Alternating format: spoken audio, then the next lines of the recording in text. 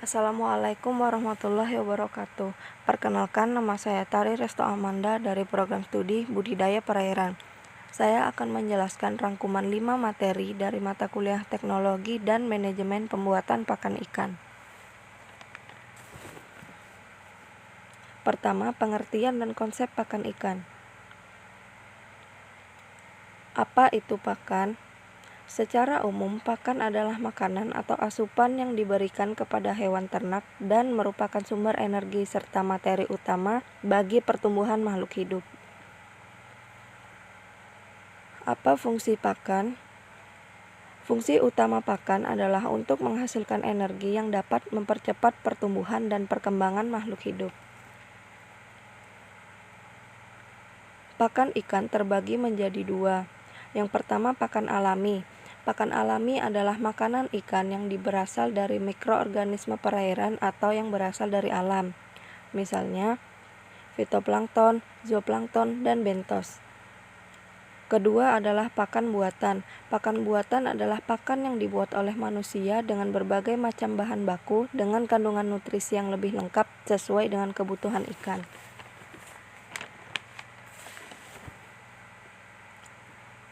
Terdapat 4 sumber utama dari pakan. Yang pertama adalah protein. Pada ikan, protein berfungsi sebagai pembentukan antibodi, hormon, dan enzim, berperan untuk pertumbuhan dan pembentukan jaringan tubuh sebagai sumber energi utama serta membantu proses osmoregulasi. Kebutuhan protein ikan 2-3 kali lebih besar daripada hewan darat, tergantung dari jenis ikan dan kondisi lingkungan. Salah satu kekurangan yang didapat adalah protein merupakan penghasil amoniak yang dikeluarkan melalui feses dan urin, di mana amoniak ini beracun bagi ikan.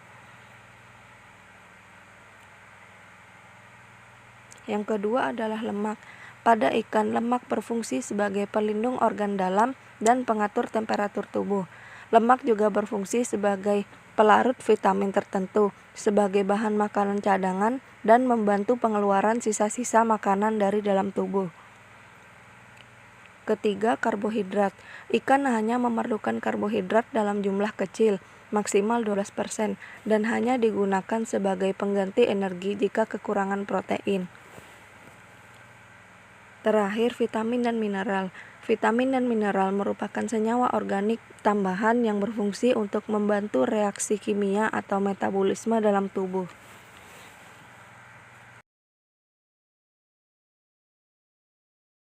Pakan utama digunakan pada sistem budidaya intensif, di mana nutrisi mutlak bergantung dari pemberian pakan utama.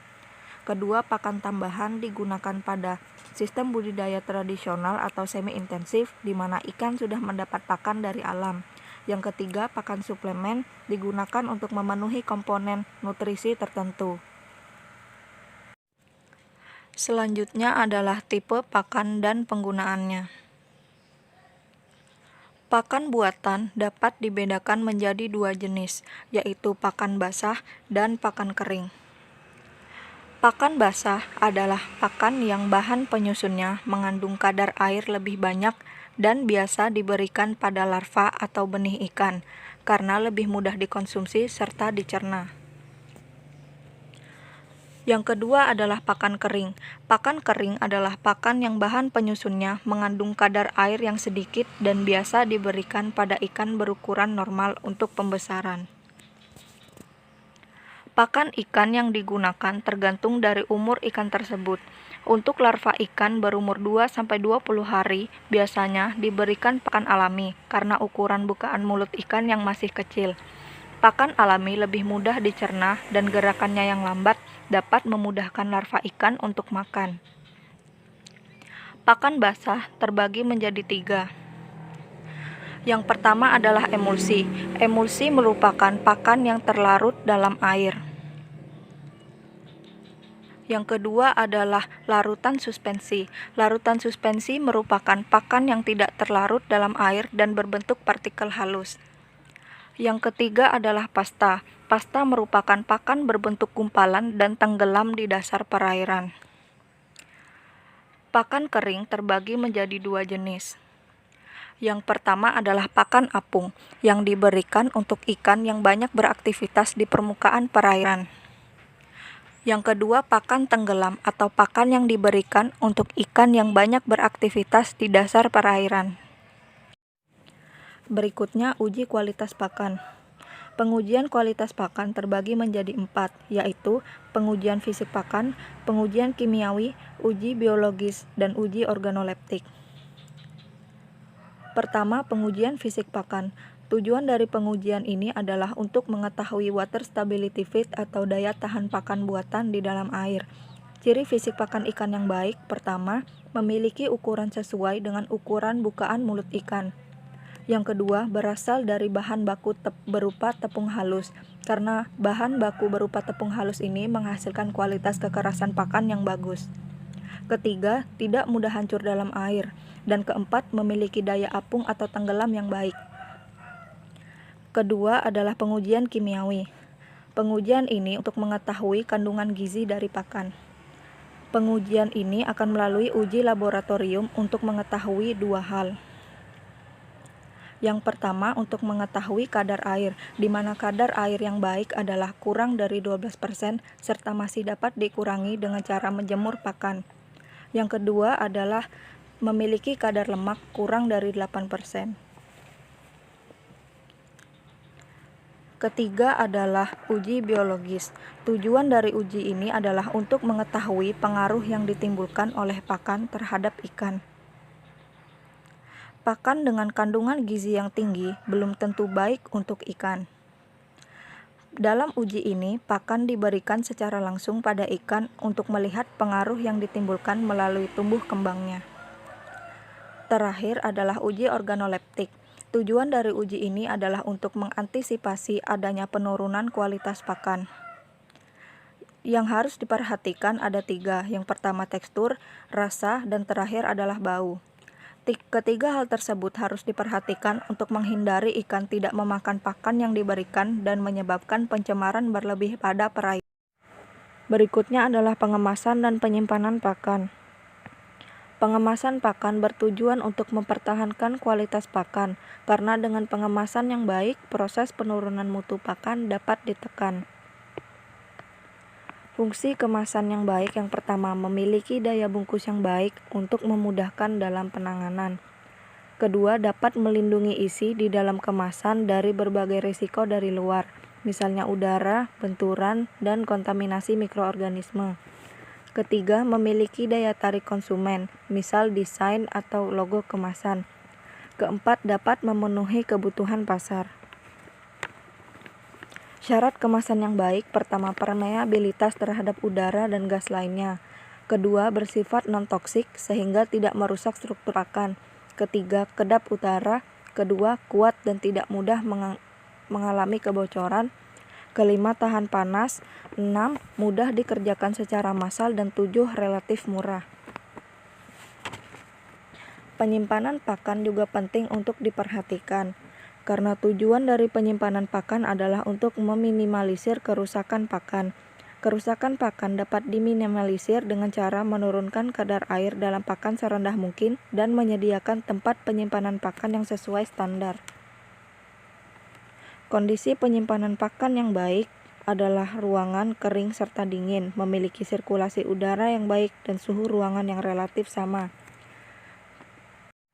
Penyimpanan pakan lebih baik menggunakan metode first in dan first out, di mana pakan yang lebih dulu disimpan sebaiknya digunakan lebih dulu.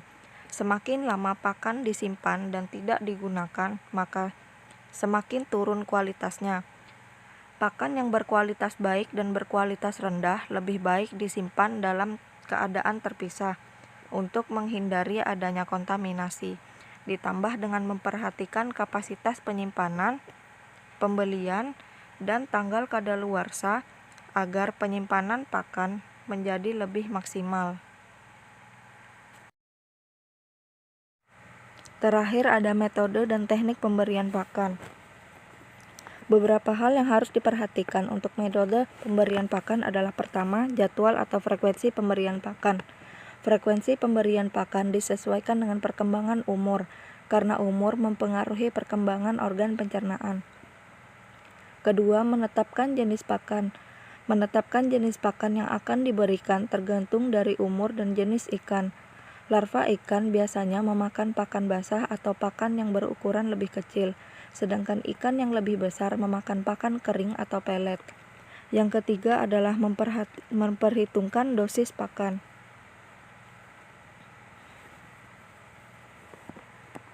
Beberapa hal yang diperhatikan agar pakan tidak terbuang atau tidak termakan adalah: pertama, tingkat kebutuhan pakan selalu berubah-ubah, di mana nafsu ikan sering berubah-ubah atau berbeda di antara pagi, siang, sore, atau malam. Yang kedua, menggunakan perhitungan FCR. Perhitungan FCR ini dapat membantu seberapa banyak pakan yang akan digunakan selama pemeliharaan agar pakan tidak terbuang sia-sia. Yang ketiga, pemberian pakan pada waktu yang konsisten atau tidak berubah-ubah. Pemberian pakan dapat dilakukan dengan beberapa cara. Contohnya, untuk pakan apung, ditebar pada sisi kanan, tengah, dan kiri kolam secara bergantian.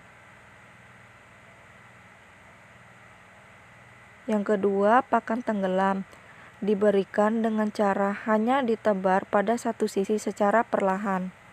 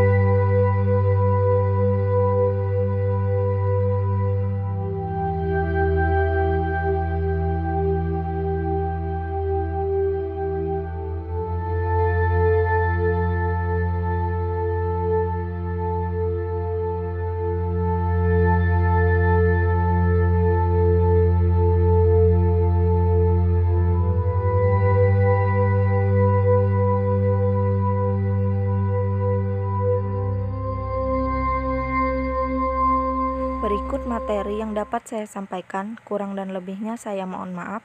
Wassalamualaikum warahmatullahi wabarakatuh.